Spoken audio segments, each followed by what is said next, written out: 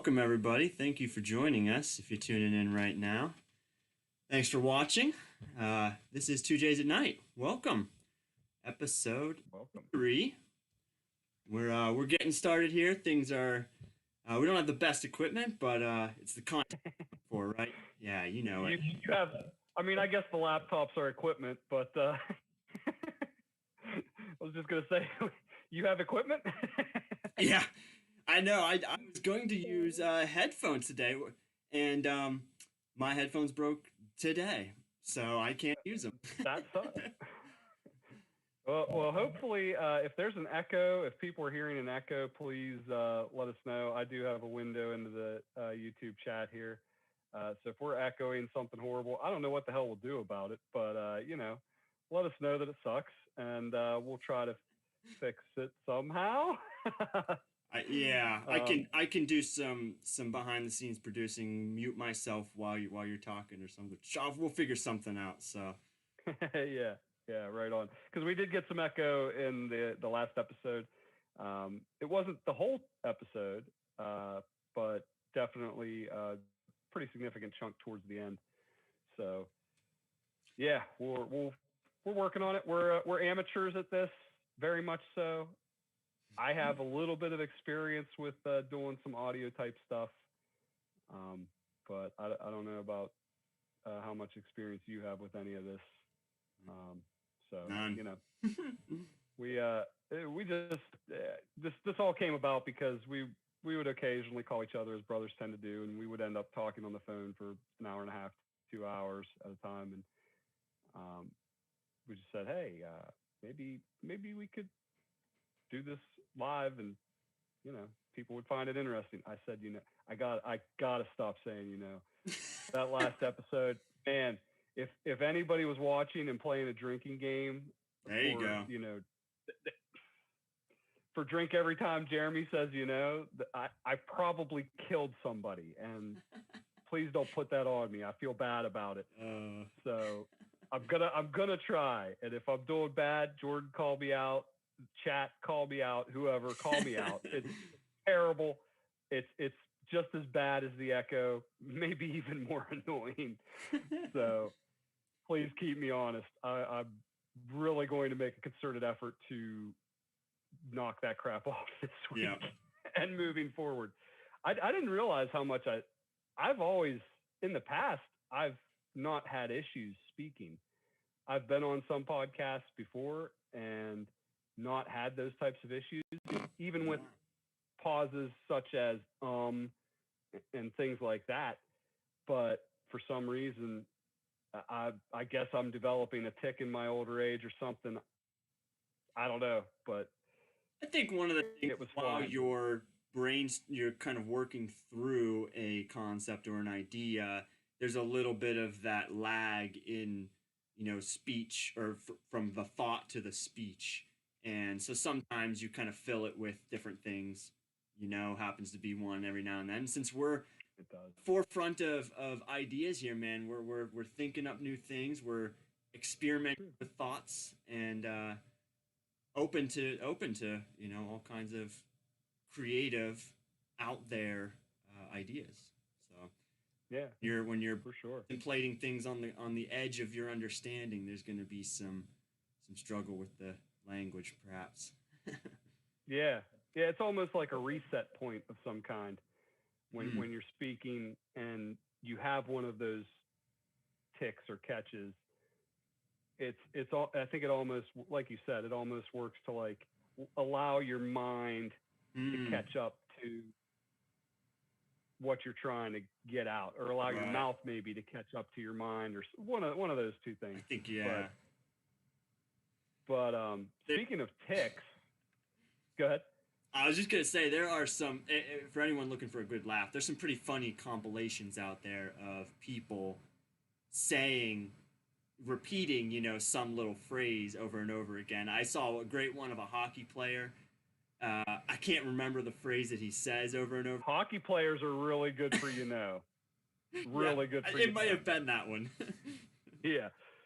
Maybe that's kind of where I got it, because I used to play so much hockey. I don't know, but yeah, hockey players. Well, and I think part of the reason maybe for hockey players, there are a lot of foreign hockey players, and I think that when they're speaking, obviously English is not their first language, so when they're speaking, again, that kind of reset type point, Right. it's something for them to latch onto.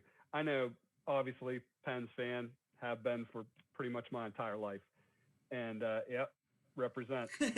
I know Evgeny Malkin. He is, and hey, look, that guy came to America at like 19 years old, could barely speak a lick of English. I can't imagine what it's like to have that, to take that type of journey.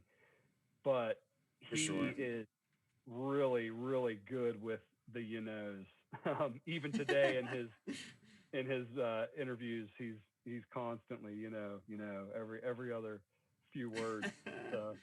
But English is my first language, so I should be a little bit better with it. Right. So I'm gonna try. When I talk about being good with English or something like that, it always reminds me of King of the Hill, the cartoon by Mike Judge. And I just remember very distinctly this one episode where Hank, the father, is talking to his son Bobby, or maybe they're even at the supper table, and Peggy's sitting there, the mom, and they're talking about his school and how he's been doing in school, and I think maybe even going over his report card. And Hank's like, "Bobby, you got a D in English? Bobby, speak English."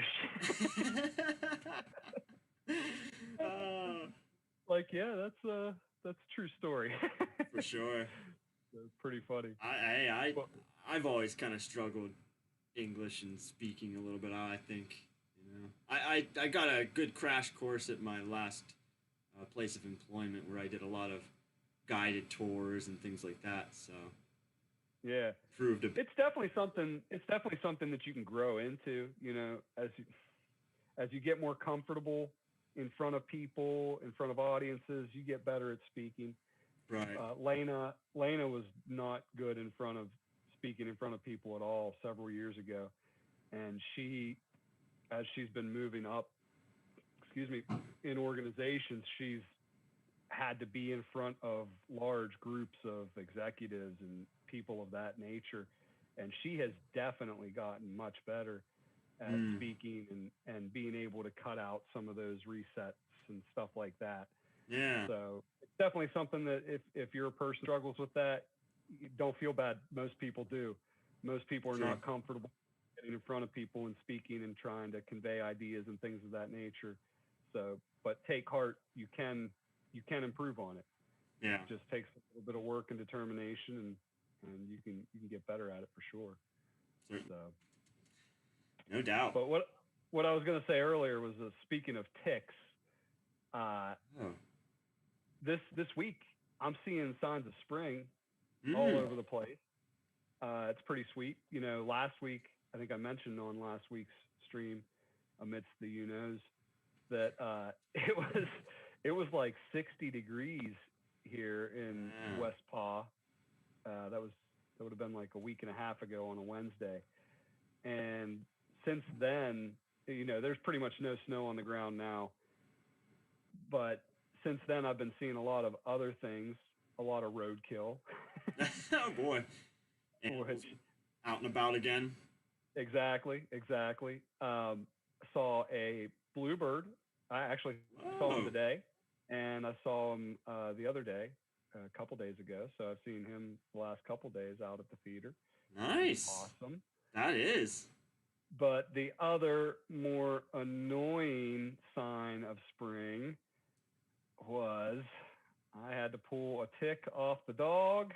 No kidding. And in the same day, a tick off my older son. Oh, no. So, their spring has sprung to a degree. We're not there yet, but definitely coming around. And the ticks, man, we have so many ticks around here. It's crazy. I went out immediately and bought collars for the dog and the boys. I mean, no, the dog and the cat. I imagine I'll just be picking them off the boys here for the next few weeks as we move more towards summer. But the interesting thing about the collars, we get the Seresto collars. Are you familiar I with get the those? same ones. Yeah, made by Bayer, our good friends at Bayer, who are very concerned about everyone's health. Monsanto. Uh, Same company. I saw a report just this past week, I think it was, that apparently, and I don't know if it was in like last year or what the time period was for this, but those collars apparently have been found to be directly responsible for like 1,700 pet deaths, which, people were kind of freaking out about that. And I'm just like, well, so you're worried about that, but if 1,700 people kick over from the action Jacksonation, then that's not a big deal. And I mean, I guess they'd say, wow, everybody got to get the action Jacksonation so that they can, so that everybody else can be safe. But again, I'd point to the fact that they basically tell you that even if you get it, you have to act like you never got it. So what is the point? Yeah. But anyway, right. I don't think it's a big deal that 1,700. I mean, that's sad. I feel bad for those people, but 1,700 out of, good Lord. I mean, how many millions of those things have they sold in that time period? So it just doesn't seem like a very big deal to me. It seems like the chances of something happening to your pet as a result of that are pretty slim. I did see there were a lot of because I read that I saw an article. I don't know if it was the same one, but it was discussing that as well. And they did mention that there were a lot of just other complaints of harmful effects to the other things, and then also, which I thought was interesting, was harmful things to the children playing with the pets. Really? Yeah. So there were, and there. The big thing was that they were not necessarily like certified deaths or injuries or certain things like that, but there were logged complaints to whatever the regulatory body is. Is that the FDA? I guess. I was wondering. I'm not sure. Would it be? I think so. It's the drug considered. I guess the chemical on the. Yeah, I'm sure that there's some type of chemicals, drugs. Yeah. Because that's the thing about it is you got to think about it like this. If there's something in it that's doing harm to some other living thing, even if it's somewhat tailored to be designed to target a specific organism or something, there's probably something that's not so great for other living organisms as well. Sure. So, but I'll take the trade-off because ticks carry disease and they're a menace. They're so annoying. And they're very prevalent where it's like it's a continual risk all the time, every time outside. Yeah, and the other thing too is they're so hard to get off the animals because our dog, he just will not hold still when you try to get a tick off of him. He's so jumpy and jittery. Thank goodness I haven't had to pull any off the cat. Because I can't see him tolerating it, and he's not declawed, so I could see me holding him with. Yeah, I could see me with my leather gloves on, trying to work the tweezers and pull ticks from the cat. I'm not sure how that would work. So you'll be on the podcast next week with your face all scratched up. yeah, right. Oh man, but those collars, they are legit. I'm not being paid by anybody, but those collars are 100% legit. We have found maybe a tick or two on the dog. We've been getting these collars for like 3 years now, and we've found maybe a tick or two on the dog, but not in the dog. Like just literally just sitting on him. Yeah. So they don't go in. Those things definitely work. We So we I we recommend. also had good luck with it helping with fleas. Mm. Our We've fleas. never really had a problem with fleas, but yeah, I mean Mm, it is a flea and tick collar, so yeah, that would make it was sense. very effective for that as well. Yes, I don't Yeah. know about that study. It's interesting. It's the thing of I think a lot of the reports that I was reading as well were that it happened oftentimes kind of right away or soon after it was put on the dog. So it sort Mm. of means that if you've been using it on your dog for a while and they haven't responded negatively to it, that they're not they don't have the condition that's going to be adversely affected or what Yeah. genetic markers that might kind of be triggered more by that chemical. Yeah. It's something to at least Interesting. be kind of still aware of and keep an eye on. Uh, Oh yeah, for sure. Well, it's funny speaking of being aware of and keeping an eye on your animals. So it was Thanksgiving. It was like the day before Thanksgiving. Well, it was the week before Thanksgiving. Let me go back a little further. The week before Thanksgiving, our cat, who for people watching, our cat's an indoor outdoor cat. We have a cat door. He comes and goes as he pleases. He drags dead shit into the house all the time. It kind of sucks, but that's why I got him, was because I have a chipmunk problem on the property, and he will take care of that. Although he seems to like to play with the chipmunks more than kill the chipmunks, which is pretty annoying. Not fun. He has brought a live chipmunk into the house.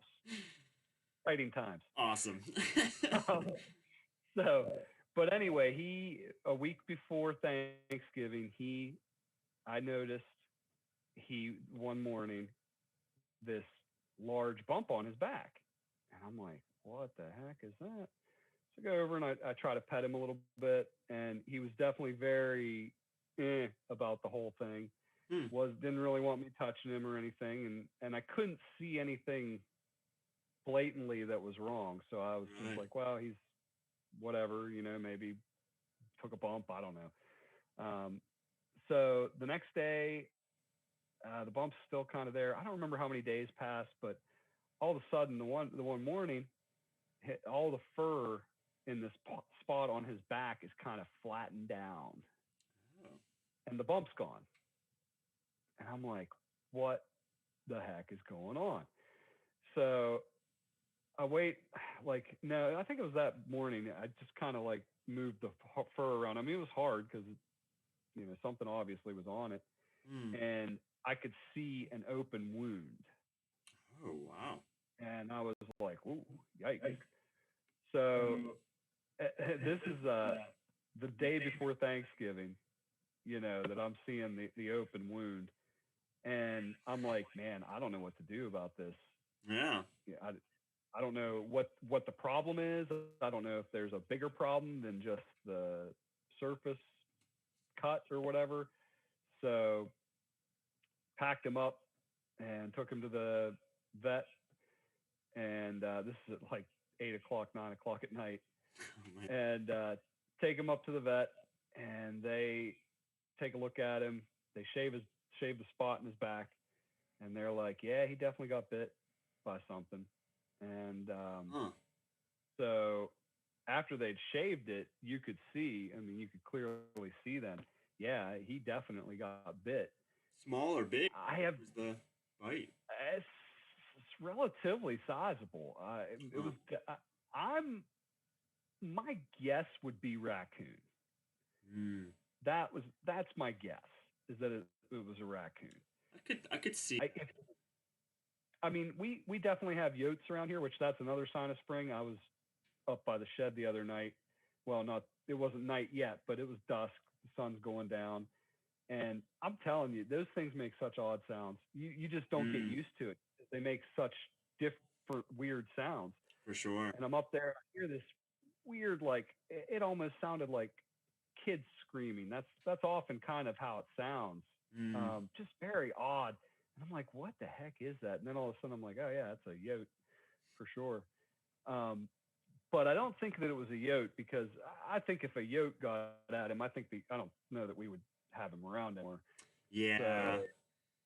So, point. If it would have gotten its mouth around it, around your cat. Yeah. There'd be no coming back. So possum, perhaps. I was kind of thinking. Possums typically aren't very aggressive. Yeah. You know, I mean, if he scared it or something, I guess. And possums are pretty sizable. I mean, they're bigger than a cat. They're bigger than a house cat. Yeah. Some of them. So they got a set of teeth on them too. They do, and we do have possums around here. Matter of fact, last year when I was going out to do wood, like at the start of spring, take the tarp and stuff off the wood pile, and there's a freaking possum just sitting right on top of the wood pile staring at me. I'm like, hey, buddy. So we do have possums around here too. Well, I'm telling you, it's like a wildlife sanctuary, which is great. I love it. I think it's great. But so they gave us an antibiotic. They said that the swelling was definitely an infection. It was definitely infected.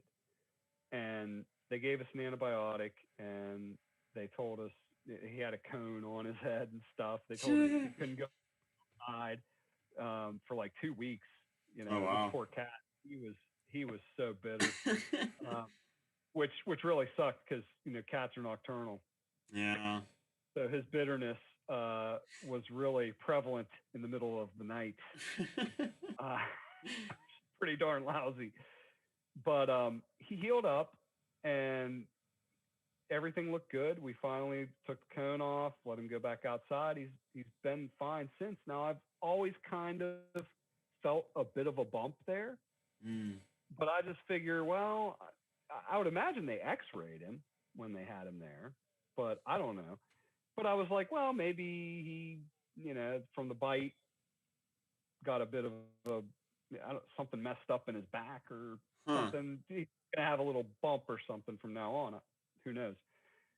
But earlier this week, I'm petting him, and the bump is considerably larger. And the next day, larger still. And where now it's at again? It's right on the same spot? It's right on his back, like right behind his shoulders. Like on the spine. So, yeah, it is kind of on the spine.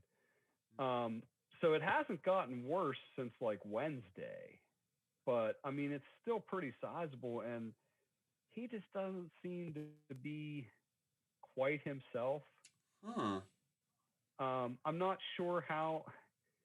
I was asking Lane. I said, "Well, how can we see if he has a fever? I mean, that would tell you if he's, it would probably help tell you if he has an infection or not." And she's like, I would think you got to do it rectally." I was gonna say. And I'm like, God, that doesn't sound like a very good time. I don't know that we're going to be able to pull that off. So I don't know that we're going to try that. I think we're just going to run him out to the vet because we're just not sure what's going on. And the bump's definitely not. I don't think that it's anything that's going to be normal. Yeah. But I don't know what it is. There's nothing that I can see. If I get through the fur down to the skin, there's nothing there that would make it look. There's no open wound again or anything like that. So. And it's you say it's kind of rounded and quite large, because I was thinking maybe if it was a fight, like another scratch that became infected or something like that, perhaps. Another I had was if the animal was large enough that it was able to kind of shake the cat, that perhaps, I don't know, like a vertebrae gets turned or something, or a little, like almost like a bulging disc or something, Yeah. I just don't think it would be that, because it's such a large. Right. I have 2 bulging discs in my back. Yeah. And I don't have a lump in my back. Right. Yet anyway. So I don't know. I'll keep you posted. I'm not sure when we're going to be able to take him though, because tomorrow we're busy. Mom and Dad are actually coming up tomorrow. Nice. So they'll be here most of the day, and then Lena's going out to dinner tomorrow night with one of her friends. How about one of those like IR temperature readers, like the ear, right? Like they sometimes do like ear. That's the other one I was thinking of, like an ear. If I could get it into his ear. Maybe yeah, Dad might have an IR. Ooh, he does actually. I would think so. I'll tell him to bring that up. Good call. Yeah, I don't know if that'll work or not, but doesn't hurt to try. That's for sure. Yeah. Better trying to stick a piece of glass up the. Ain't that the truth? Ain't that the truth, man? I mean, what is this? China? am I testing my cat for the row? Mandatory scans. Hard pass. Oh my goodness. Man. Hey, speaking of the row, have you seen America's opening, man? America's opening. The desire is strong. Texas? Yeah. Mandate's gone. I don't know. Did we talk? Was that last week already? Maybe. I don't know. I don't think so. Texas. Was the other one Mississippi? And Mississippi, I believe. Maybe. But Arizona. I saw Arizona just today. But one that people are really calling out, Connecticut, which I guess is a pretty strong Democratic state. But they are. So here's the one thing, though, is that this is all good and well. But what's happening is, well, we'll let people go back. We're going to 100% capacity and all, but we got to keep wearing the masks and we got to keep distancing and everybody got to get tested. And contact tracing is still critical. And it's all got to go. It all has to go. I can't believe we've let this go on this long. And I said, I don't like doing this because I'm not an I told you so person, but at the same time, it's kind of important to look back and realize what exactly has been going on. Because I said from the start, I said, do you really think that all of this is just going to go away at some point? And people were like, oh, the Spanish flu, blah, blah, blah. And I get that, I guess, but I don't know. And here we are. You see it everywhere, like in Connecticut. Oh, they're not removing the mask mandate. Now, Texas did. Texas removed the mask mandate. Yeah. But speaking of masks, I was just going to say, too, just to remember as well, that the whole beginning thing was that everyone is always, like, the number of people exposed was not supposed to change. It was all about flattening the curve, right? Mm-hmm. Same number of people were supposedly going to be exposed, and it was all about not overwhelming the hospital system.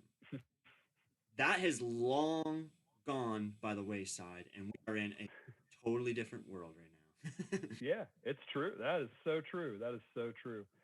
But I was at a local pizza shop / restaurant this evening to pick up some food, and they have not enforced masks from the jump at their establishment. They have adhered to capacity restrictions, but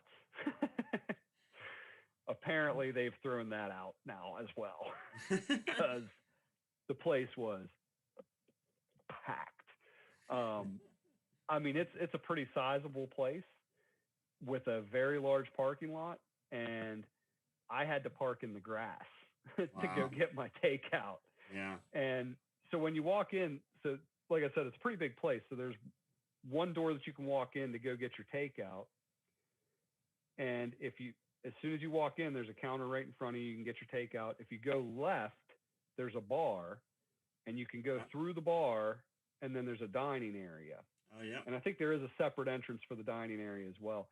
But I walk into to get takeout, and I look over to my left, and the bar was packed, shoulder to shoulder, nary a mask in sight. I'll be honest, man, it was pretty incredible. Like, I don't even care for bars all that much, but I was like, man, I kind of want to go over and have a drink with some people. Like, buy a round of shots for everyone. Cool. Yeah, like, this is pretty awesome. So let's get the boot. Everyone take a drink out of it. pass the boot around. Ah. But so there is there's some momentum going for people are starting to, I don't know, maybe people are starting to realize that there's some tomfoolery going on, but like I said, there's still a lot of we got to be tested and we got to wear masks and distance and blah blah blah blah. But Businesses and got of course there's businesses have to realize too that there is support for you to be open, and there is if you go open and you do what you believe is correct, and try to be considerate and whatever sort of safety protocols you feel like is necessary for you, but you just do based on the guidance of what your local area is sort of doing, then you're gonna end up being kind of still subject to whatever authority is in the area telling you what to do. And so I just think that there's support from the community for these businesses. So like I personally think they should open up and allow the people to make their decisions. And if the local authorities come after you, go public and harness support. Yeah, and I've seen there are organizations and stuff now too that are starting to form to support businesses, where if you are finding yourself in some alleged legal hot water over stuff, you can reach out to these people and try to get some assistance. Well, and that's the thing too, and that's something that a lot of people were saying from the start. Look, if people want to wear 10 masks to go to grocery shopping, then put on 10 masks and go grocery shopping. I'm not going to stop you. It's great. Put on your bio suit and go grocery shopping. You can buy a filtered mask and make sure, and you can buy a filtered mask that you can wear around and protect yourself. Yeah. And when I was at that place tonight, there were some people there with masks on. And that's fine. That's fine. I'm not going to go over and ridicule those people or shame them, even if I think that they're probably licking their boots to clean them when they get home. Do your thing. It's fine. It's not a big deal. Why do you got to come at me?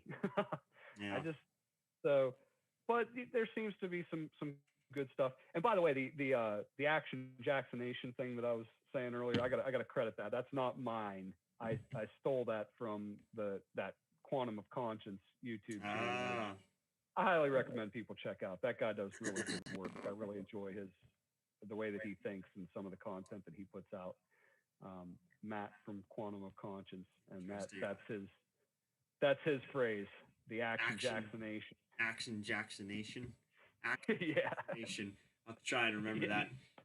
Speaking of which, though, that is actually something I wanted to kind of bring up a little bit of. Sure. Just lightly, because I thought that was interesting. Just real quick. So I'm going to read a little something here, and this is from a major public university, and this is again the continued communication that you'll receive from your superiors and the people that are sort of managing the university, and they pass it down to staff, students, faculty, and everyone. So there's a lot of pressure from these large organizations to do certain things, and specifically in this email, it says colleagues with our Action Jacksonation task force recently announced goal to help the university become the most vaccinated workforce. I'm writing today to let you know that 2 periods of basically they're going to allow some administrative leave. And the big thing I just kind of mentioned is that he basically said, I've gotten mine, and I just want everyone to understand that it is perfectly safe. And while I was there, like, I had people that I met that I knew that had been volunteering at hospitals that were getting it as well. And they know that it's perfectly safe Mm. and everything. And so one thing I just want to mention is like before I go into this, that I'm completely for um, Action Jacksonation idea theory in general, which typically used sort of uh, you know cells of um, deceased essentially viruses to Hmm. allow your body to develop that immune response, right? And Which makes a lot of sense. I right, understand that, and I agree. Yeah, that yeah. yeah, And so I agree. I think it's so irresponsible that everyone is just saying it's perfectly safe. There's Totally safe. nothing to consider about it. You should have no objections whatsoever. When I'll read now, that was an email. Now let me bring up from the cdc.gov. All right. So this says number one that information on how well it works. I'm just going to call it for now. Based on evidence, it says that it's somewhat effective. The CDC will continue to provide updates as we learn more about how well it will work in real world conditions. Interesting. We'll continue to provide updates as we learn more about the safety as it's applied in real world conditions. And it says most side effects were mild to moderate, with side effects being common and more common, right? Oh, common. I thought you said calming for a second. No, no, no, common. They are common. Side effects were common, such as fever, chills, tiredness, and headache. But a few people had severe side effects, defined as one that did not allow them to do their daily activities.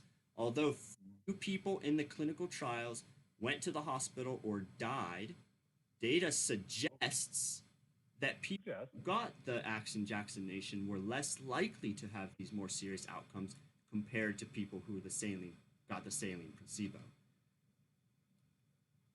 So I just want to say again, this is all under EUA authorization, emergency use authorization. They do not have to have proven clinical trials that it is perfectly safe. It is an experiment on the public. They are actively saying Yeah. we don't know how it's Yeah. going to work in the real world, and they're No. employing their providers to, if you see any adverse affections or any events, please let us know because we don't really know. Yeah. And I'll take it even another step further. If you really want to start getting dark with it, and there are a lot of people that are talking about this type of stuff too. I'm going to back up just a little bit, and then I'll get into that dark territory. A company was just recently approved for their Action Jacksonation, which did not go through like any trials, I don't think. I mean, they basically developed this thing in the last couple months. That company is, ironically, a 2J's company. I don't know that I even, we'll end up getting yanked or something if I speak about these places, but let's just Crazy say is that that? they a product that they've made a lot of products for children in the past, and they advertise them as no tears. So do your own research, figure out who I'm talking about. This company also made the most prevalent baby powder, which is a talcum powder. What is talcum powder exactly? Like talc is like a rock of some kind, isn't it? I believe so. I mean, to make a talcum powder, don't you basically just have to like crush a rock up and put it in a bottle? I don't Good know. question. I don't know. I don't know. But anyway, this particular company just recently lost a major lawsuit because there was, I believe, asbestos in their talcum powder. Wow. And I don't remember if there were deaths involved in this stuff or not, but there was some not good stuff going on. But anyway, so this company, I heard that I heard an ad on the radio actually just recently. I listen to a lot of iHeartRadio, and So they play these ads, and they're pushing all kinds of this stuff. And they had the one of the heads of this company, and he's speaking about, hey, we just got this authorization. We just want you to know that it is super safe. We care about people so much, and this thing is just going to be great, basically. And then he says, excuse me, and this is where we can start going into that dark path. He says, and we want to make sure that this is available to, what was the phrase that he used? Traditionally marginalized groups, meaning minorities and people like that. Yeah. Now, I obviously, this was on the radio. I don't know who this guy is. I wouldn't know him if he kicked me in the balls on the street tomorrow. I'm guessing, because we live in a racist, patriarchal society, misogynistic society, I'm guessing he's a white guy. Just going to guess. I'm also stereotyping him based on how his voice sounded. But he's basically just saying that he's going to experiment on minority groups. Yeah. And some people are saying, hey, we don't know what's in this stuff. And I mean, you kind of do, because you can read the ingredients on these things. You can find them online. And by the way, it's terrifying. Go look it up. It's terrifying. It's ridiculous. But some people are saying, could it be that this is a variety of a eugenics program? I'll just say, I'm not here to say anything. For anyone, do some research on all of the sort of like racial affinity groups, all this stuff that's coming out, that's identity politics and racial stuff. Anti-racism is neo-racism. It just is, or even neo-racism. It's classical racism. It's outright, out and out racism. There's an incredible racial affinity group from Sacramento School Board that has been creating all this stuff. I heard about them recently. And people may have.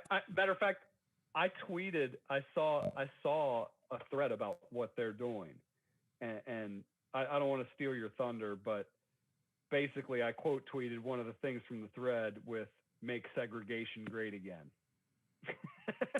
That's flat out happening at colleges, with dorms even having whole dormitories that are black only and things like that. So the segregation's already happening. But flat out in this racial affinity group, they say that it's an opportunity for white people to, get together and discuss their, have a racial awakening. It literally, that's their words, racial awakening. I don't know what they think is going to happen when you tell people to start voting and associating based on your race. You might think that you can convince a lot of people to hate themselves, but the truth of the matter is that when push comes to shove, most people have an in-group preference, and that is just a matter of anywhere you're at in the world. It's an in-group majority preference. Anywhere. Look.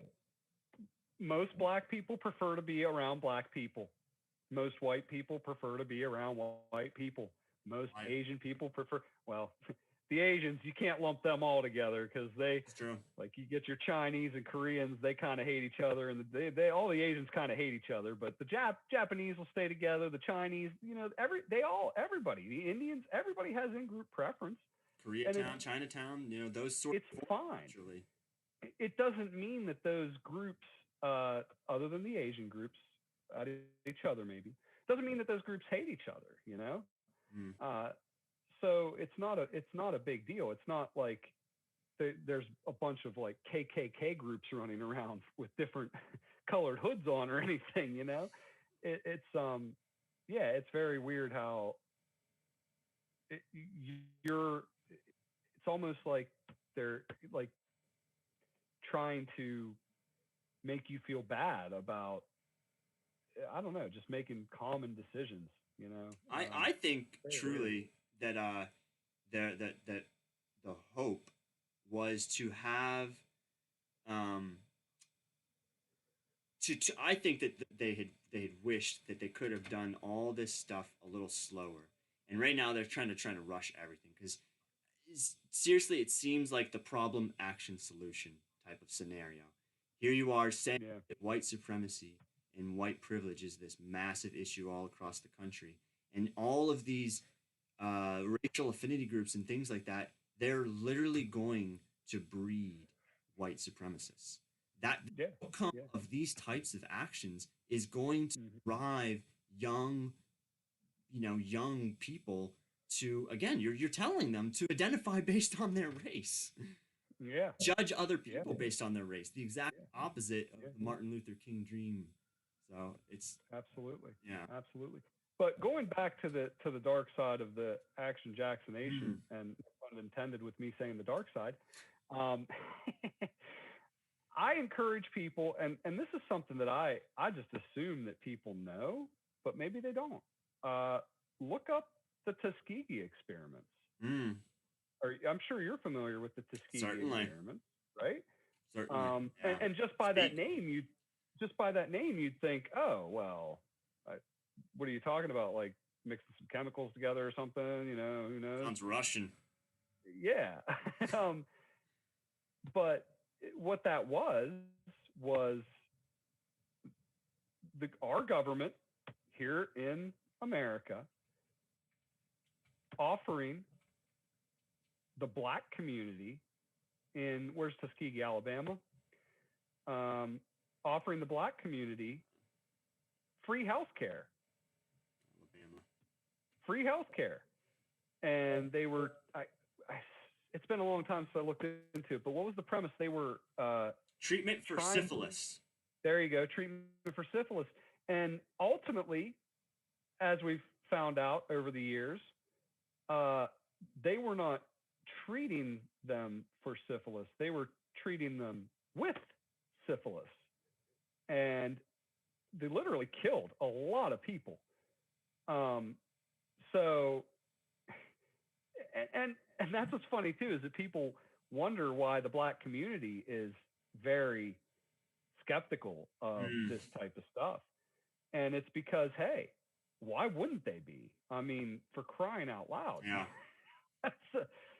It's some ridiculous stuff. I definitely look into it, folks, because it's outrageous. And and I'll just say too that you don't have to listen to us about it. If you're thinking in your mind, I'll listen to these two white guys talk. That's okay. You can go find many prominent black people that will tell you, and that, I mean, they're aware of this too. It's not just, it's well known. Yeah. And there are many people that are skeptical just as much as we are. So yeah, for sure. But that's why it's very weird to me the way that they're emphasizing, oh, these marginalized groups have to be the first in line and blah blah blah blah. Speaking of marginalized groups, I saw that a group of apes at the San Diego Zoo were the first non-humans to receive the action Jacksonation. Which, look, I don't know. Is that real? I don't know. It seems almost like that's a ploy to make people upset and feel like they're not getting it. You know what I mean? right. Like the FOMO stuff, fear of missing out. And that's something that I saw on Twitter, actually, was a Twitter trending thing or topic this week was how to deal with crushing action Jacksonation FOMO. And then you see stories like, oh, well, they're giving them out to gorillas, but you're not allowed to get it.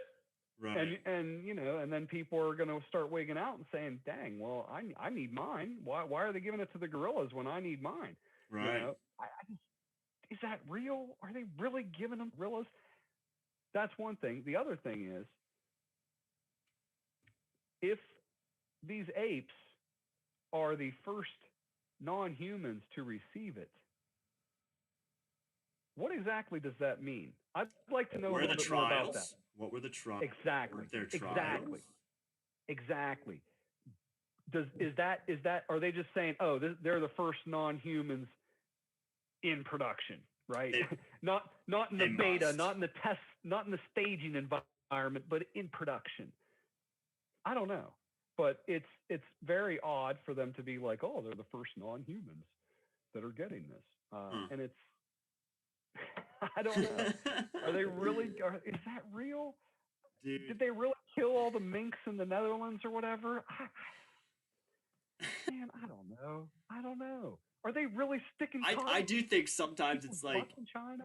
they tell us stuff and it sounds it's almost like a triple negative. Yeah. It's like it's a negative. You think it's the double negative, but it's actually it somehow becomes true by a triple. You know what I mean? It's like a yeah. Yeah. I heard Biden say something the other day, and I was thinking to myself, oh no, that sounded ridiculous. And then I thought about it more, and I was like, you know what? He could actually be telling the truth, because that could actually be, like that's so like not American. That actually might be the real way that things are happening right now. That's so bizarre and out there that just might be. Speaking of stuff that Biden says, since we're almost out of time anyway, and we've kind of just been talking about, I don't know, we don't usually talk political and the virus stuff quite as much as we have today, but that is what it is. We just enjoy chatting. So, but stuff that Biden has said, did you see? Oh, excuse me. And I think this was 2 weeks ago when he said that poor Black and Latin people in these communities, in inner cities and in very rural areas, they don't know how to get online, to get in line to get the jab. No. Right hand to the Lord Jesus. Oh my goodness, dude. He said that. He's actually racist. He's really. He's out. Yeah. It was so funny. That's and there are people that insane. are defending him. And I'm like, how can you defend that? How can you? He just said they're too damn dumb to work a computer. I mean, that is literally what he just said. I think a lot of Democrats actually think that because they don't think that they can. They don't think the minorities know how to get an ID. You can't. How can if that's true. IDs for voting, the minorities will never be able to vote because they don't know how to get IDs. That's the most ridiculous thing. Oh my goodness. Right? That they don't get online. You got to look it up. It's so funny. Look that clip up. It's hilarious. There was actually some Black dude on Twitter made this video. It's this room with a TV up in the corner, and there's like a MacBook in the middle of the floor. The room is empty, and there's just the TV and the MacBook on the floor, and the Biden thing is playing on the TV, and this Black dude comes charging in on all fours, like in some boxer briefs, and he's like charging around the room, and he's looking at the laptop, and he goes over there and he's like flipping it around. It's so funny. It's so funny. And I'm just like, I don't know how people take this guy seriously, because it's something that I've been saying for a long time. If the first thing that you think when you hear that there's communities that are having problems getting access to something, if the first thing you think is, well, they don't know how, you think they're stupid. You don't think they're intelligent. Stupid. Yeah. I think it's a fault of mine that I expect people to be on par with my intelligence or even smarter than me. All the time I do. And I think that's why I get irritated with people so much, because, and I'm no member of Mensa, but I'm not an idiot either. Yeah. But I think I get so upset with people a lot of the time because people are dumb. They are dumb. They also don't have memories. You have a memory too. That yeah. Because people, they'll hear something and they'll sometimes like you might be able to even be like at a gathering and tell a friend something and they'll be like, oh my gosh, that's crazy. And then 2 weeks later, they're saying something that's like in complete opposition to that, or yeah. Yeah. But it's, Lena was telling me the other night, she was saying, oh, there's still some people that are politically incorrect. I was IMing with this coworker, and long story short, there are these two black dudes that are kind of higher ups in the organization, and they're both very energetic, like very motivational type people, the kind that are like annoyingly so. You know what I mean? The type. Yeah. A little too excited. Don't get me wrong. I like people that are excited about life, but bring it down a notch, bro. You're trying a little for too sure. hard. It's 7:30, man. Come on, give us. Yeah. So they then the one guy they see quite frequently, like giving presentations and stuff. And there was this one that the other guy gave, and this girl IMs Lena, and she's like, "Hey, do you think that this guy and so are related?" And Lena's just like, "Oh, how could you say that? Oh, you can't say that out loud. People are gonna come after you, And I'm like, for a split second, I'm sitting there thinking like, why? And then I'm like, oh, because they're both black. Yeah. As opposed to, in my mind, because I'm not racist, in my mind, I don't think in those terms. I don't think in terms of color or anything like that. And it's not that I'm not colorblind. I used to think that was a thing too. I'd be like, I don't see color. Well, that's bullshit. Everybody sees color. You see black and white. Sure. But I don't think in those terms. Like when I heard her say, oh, are those two related? I thought, oh, they're both so annoying with their energy. Yeah, that's annoying. Maybe they are related. But no, a lot of people will look at that and say, oh, it's because of their skin color. Yeah. So who's the racist? I ask you, who is the real racist? Yeah. I don't think it's me. I don't think it's me. No. Even though I'll joke about stereotypes and say words that I'm not supposed to when I'm not broadcasting on the internet. I don't think it's me. Yeah, I think a big thing is that as whenever you if you were to meet someone and you give them the benefit of the doubt that they are just as competent as any other individual that you encounter, right? People are dumb, but a person is smart. And I do think that that's I like that. Like a lot of times these Democrats, they always, and a lot of just the basic policies that they want to implement are kind of assuming that the intelligence level is lower than white people. And that just is so insane to me. Yeah. The other thing about it too is that when you listen to conspiracy theorists talk about why there would be particular agendas and stuff, and why some of these folks would have no bones about doing these things, it's because they do view us as stupid. They do view you as stupid. And they think that if they can pull one on you, then they should. Why not? Yeah. I mean, you're the idiot for going along with it. And especially if they're kind of telling you almost that what you're doing is dumb. Or if they can convince you to invite them in, right? Like they're vampires. It's consent. Yeah. Consent. Yep, you come on in. I consent for sure. If you let a police officer in your house, he can search that whole house now.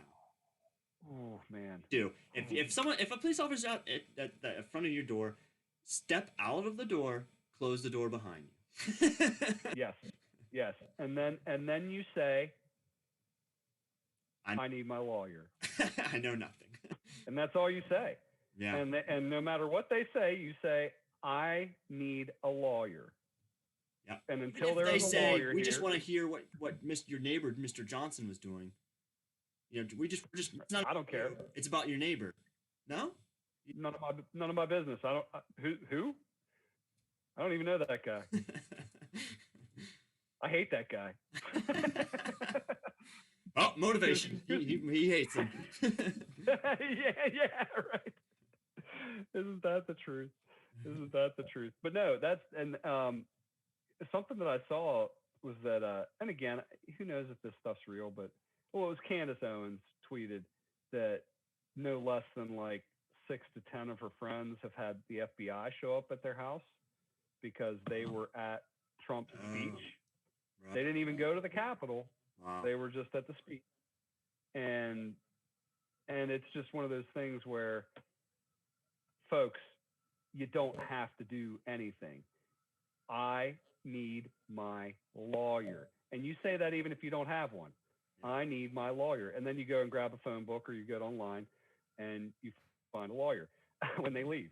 But that's what you say. I need my lawyer. You need to talk to my lawyer. Yeah. I have nothing to say to you. You need to speak to my lawyer. 100%. And that's it.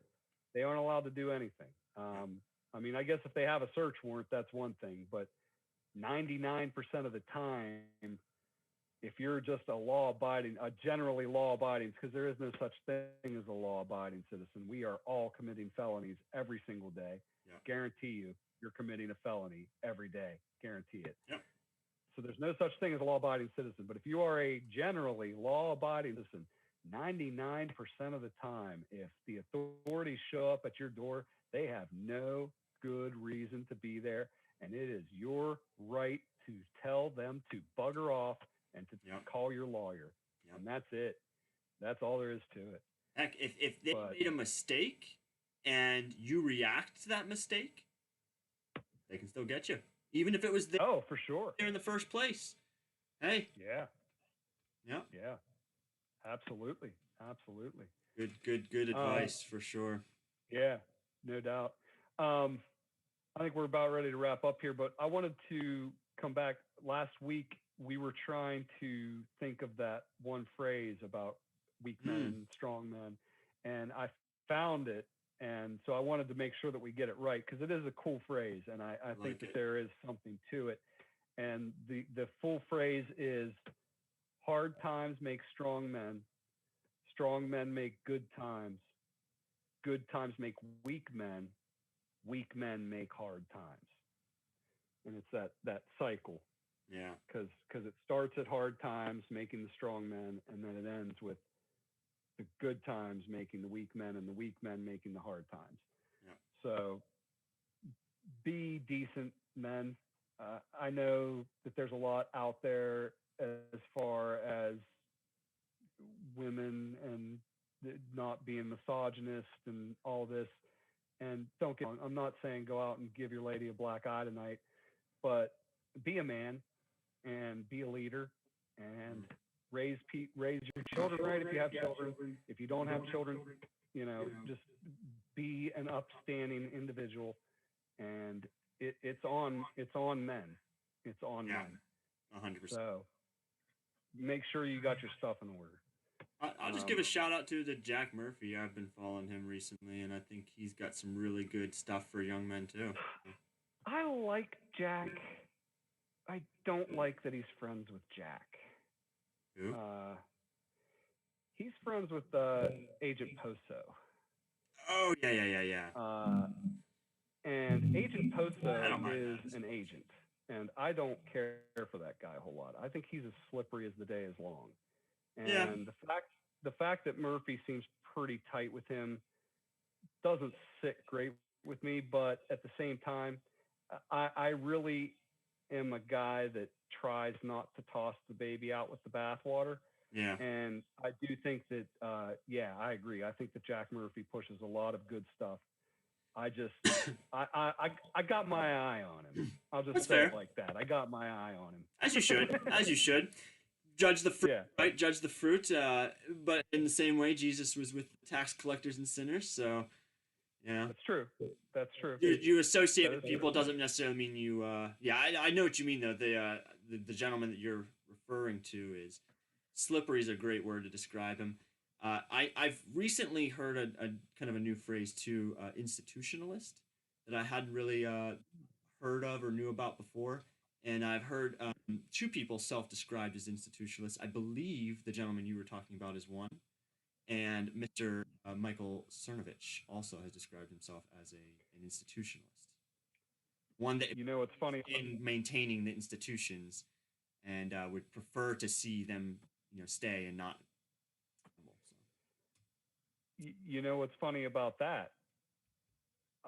I know just recently, maybe in one of these first three here that we're doing live, I have mentioned that I am not keen on Mr. Vitch at all. That's why I mentioned that. Yeah.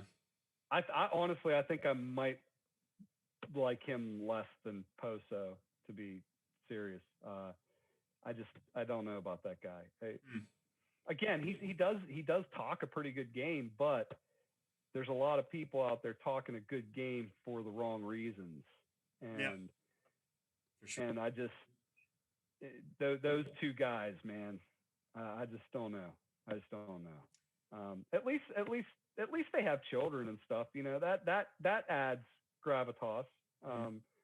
If you have children, you have skin in the game, in the futures game. True. So that does add a little bit. That said, there's plenty of people throughout history that have had children with skin in the futures game that just wanted their children to grow up and be awful people like they were. Exactly. Yeah, for sure. But I don't know. But yeah, I agree. Jack Murphy, I generally like him. I don't regularly watch him. I do follow him on Twitter, and I do enjoy a lot of the stuff that he puts out. So yeah, definitely. Right on. Well, thanks for joining, everybody. Yeah. Jason. Yeah. Well, I'm not sure about next week. We're going out of state next week. I think that might be the first time in like a year, actually. So, I mean, we're doing better than my one friend who recently, just this week actually, put it out there on the face space that him and his family were going out to dinner for the first time in a year. So we've been a little bit better than them. A little more careful. But, but we're going out of state Saturday to Monday. So I don't know. We'll see how prep's going. I'll keep you posted, and we'll keep people posted. Subscribe, hit the bell, give us a thumbs up, give us a thumbs down, give us the middle finger, whatever. Find me on Twitter at IE3366911. Again, we're trying. We'll work on getting this all a little bit better as time goes on, and we're gonna get a Twitter account for this thing too. But in the meantime, we appreciate you being here, and spread the word, tell a friend. And until next time, Jordan, I love you, and we will be in touch. Right on. Love you, Jeremy. Talk to everyone later. Peace out, everybody. Peace.